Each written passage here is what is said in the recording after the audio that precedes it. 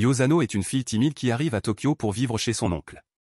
Un soir, en voyant une étoile filante, elle s'évanouit, mais avant de tomber, une main mystérieuse la rattrape. Cette main appartient à un homme très étrange, qui ne signifie encore rien pour elle.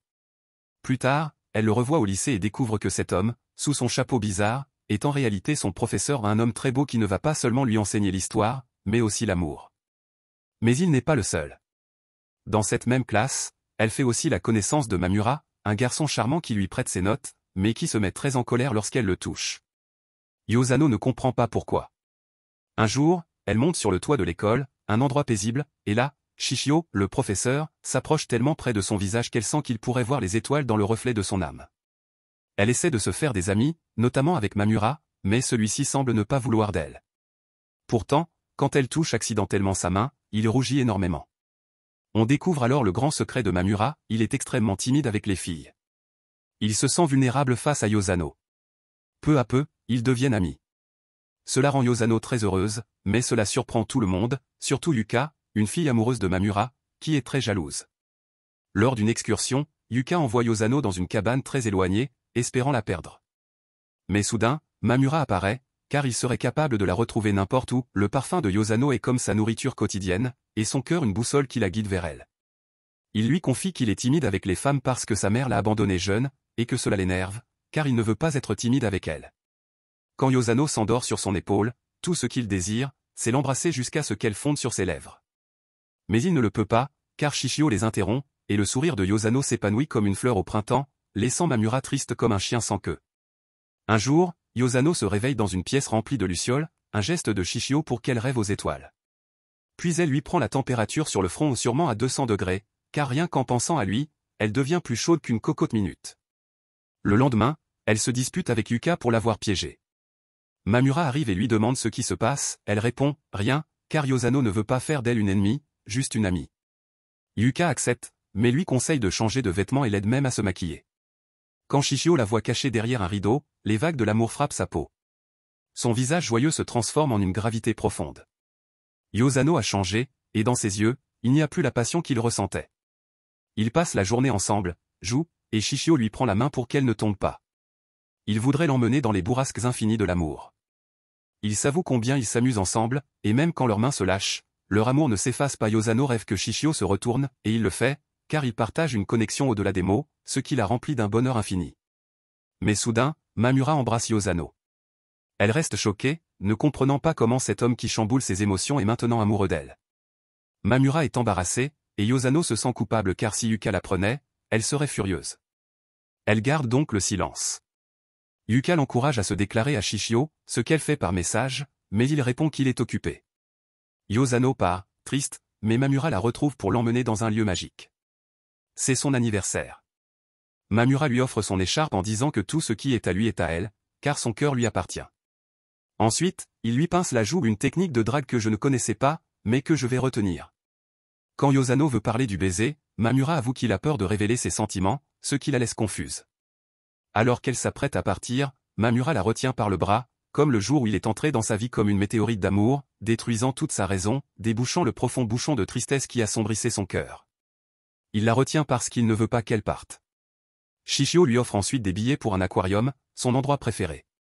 Là-bas, alors qu'il s'apprête à l'embrasser, il s'éloigne brusquement, disant qu'il est son professeur et que ce n'est pas correct. Mamura les surprend. Il dit à Shishio qu'il ne peut pas lui faire du mal. Shishio dit alors à Yosano les mots les plus douloureux qu'un humain puisse entendre, ce qui détruit son monde. Ses yeux se noient, son cœur fond. Mamura la console en lui disant qu'elle devrait tomber amoureuse de lui, car il l'aime avec la force d'un cyclone, qu'il serait la colle de son cœur, qu'il la traiterait comme une reine. Mais Yuka les découvre, et dit à Yosano qu'elle est une mauvaise amie parce qu'elle l'a trahi. Yosano quitte alors le lycée et retourne chez elle, brisée. Triste, jusqu'à ce que, quelques semaines plus tard, Mamura et Yuka apparaissent chez elle parce qu'ils veulent qu'elle revienne. Alors Yosano ne dit pas à Mamura qu'elle ne peut pas répondre à son amour, mais lui dit simplement que, ce n'est rien, tout en lui prenant la main, un geste qui est en réalité une déclaration d'amour. Parce qu'une vie ennuyeuse n'est pas une vraie vie. Grâce à Mamura, le bonheur de son âme s'est réveillé et elle a besoin de l'avoir près d'elle pour continuer à respirer et à exister. C'est pour cela que Yosano décide de retourner au lycée, même si chaque regard de Shishio est une décision gravée dans sa peau, même si cela lui fait mal à la poitrine chaque fois que ses yeux perçants plongent dans le noyau de son âme. Ensuite, Mamura est très appréciée des filles de première année. Pour qu'elles le laissent tranquille, ils font semblant d'être en couple. Cela rend Shishio très jaloux. Alors tous deux, Yosano et Mamura, se regardent avec passion, se tiennent la main, vont ensemble à l'aquarium, et sont sur le point de s'embrasser. Ils sentent que leur cœur se transforme enfin en un seul être. Mais Mamura n'en peut plus. Il va exploser d'amour. Alors il dit à Yosano qu'il lui donne tout son cœur. Yosano le regarde, bouleversée, parce qu'elle ne sait pas quoi faire ni quoi ressentir, parce qu'elle a peur de ses propres sentiments. Mamura lui dit qu'elle n'a pas besoin de répondre tout de suite. Mais dès le lendemain, Yosano court, pour lui dire qu'elle veut sortir avec lui, qu'elle veut sa main chaque jour de la semaine, parce que, comme elle le dit, la prochaine fois que je pleurerai, ce ne sera pas pour quelqu'un, mais de pur bonheur. Le bonheur d'être aimé par la personne qu'elle aime. Bravo. Ou du moins, c'est ce que l'on croyait. Parce qu'ensuite, Shishio la serre dans ses bras de toutes ses forces.